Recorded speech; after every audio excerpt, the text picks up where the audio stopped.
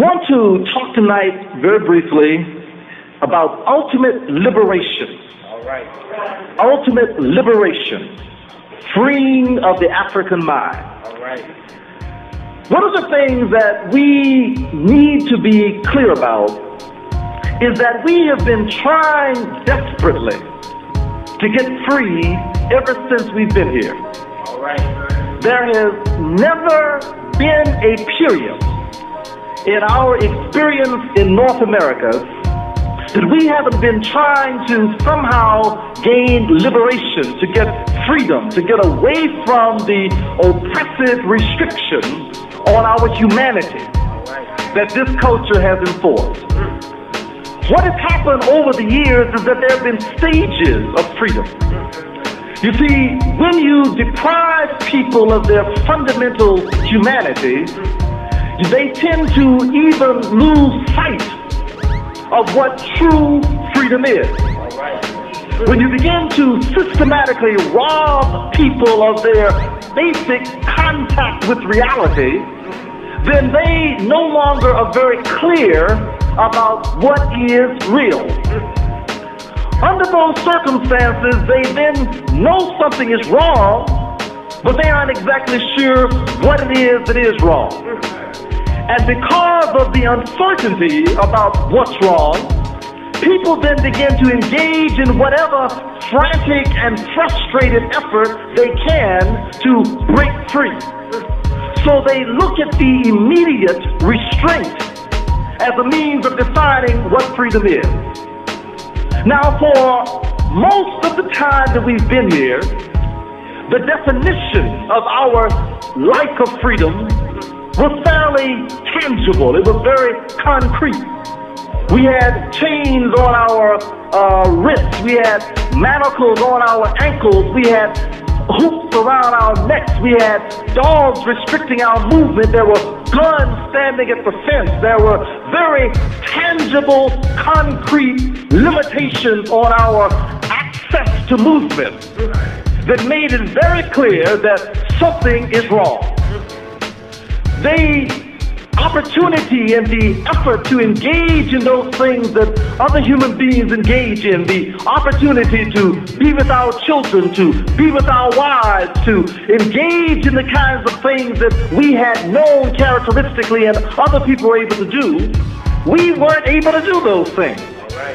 So freedom came to mean getting away from the chains, getting away from the manacles, getting away from the limitations, breaking loose from the plantation, outrunning the dogs, outrunning the hunters, outrunning the bounty, outrunning those people who wanted to keep us in that condition, to get away from the whip, get away from the oppressor who was clear and evident by his physical existence.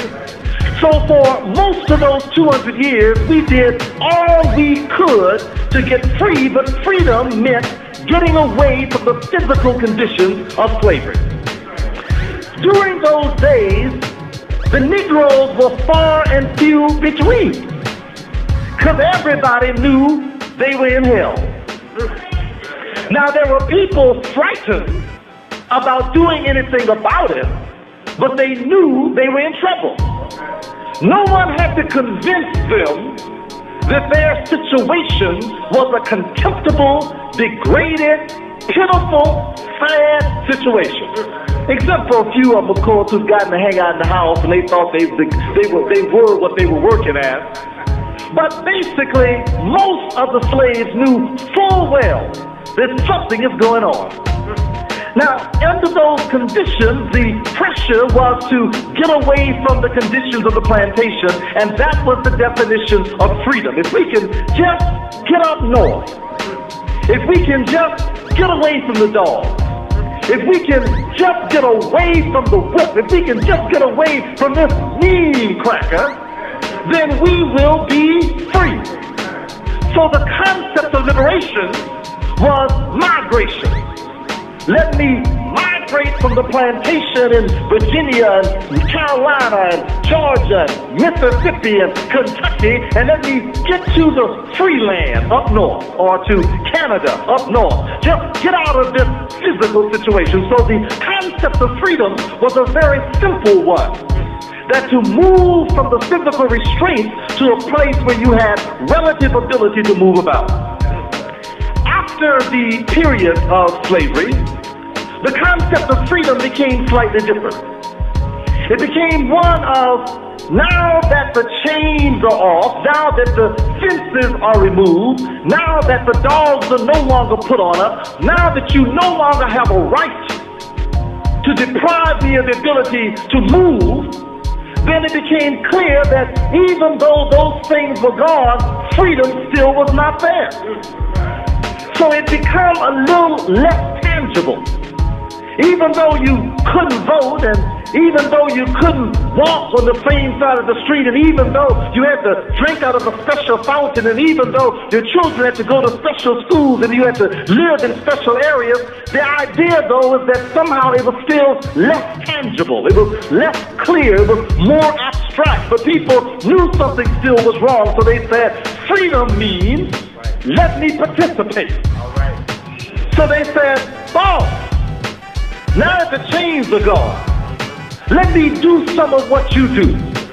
Let me go where you go, eat where you go to the bathroom where you go to the bathroom. Let me live where you live, and let my children go where yours go. And our concept of freedom then became one of participation.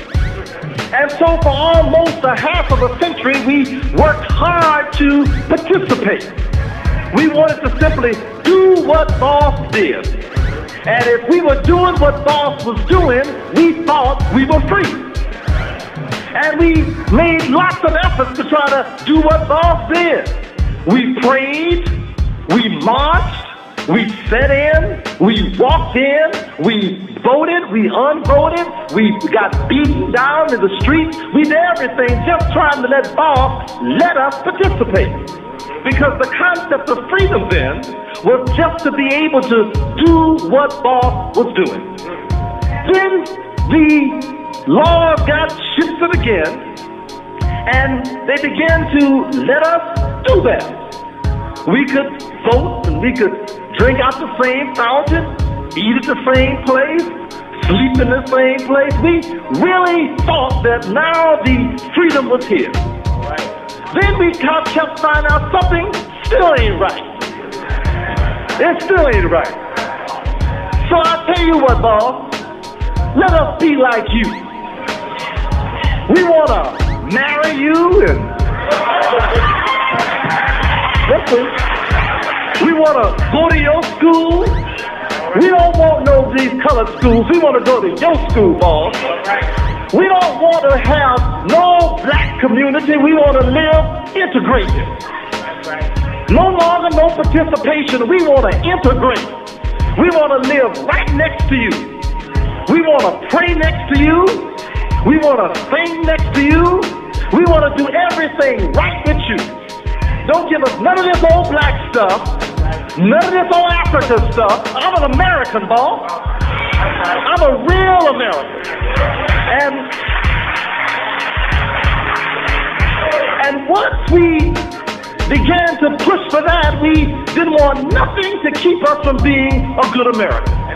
We wanted to fight where boss fought. We wanted to go to his war, live in his way. So the thrust then had gone from plantation to participation to membership. We wanted to be shared members, and we thought we'd be free. But then we found out that we got there and we were sitting there and somehow we still didn't feel free. Sitting in his school, still didn't feel free. Reading his book, still didn't feel free. On his television, still didn't feel free. In his plays, still didn't feel free. Everything we did still didn't give us the sense of being free, because we knew that something was still missing.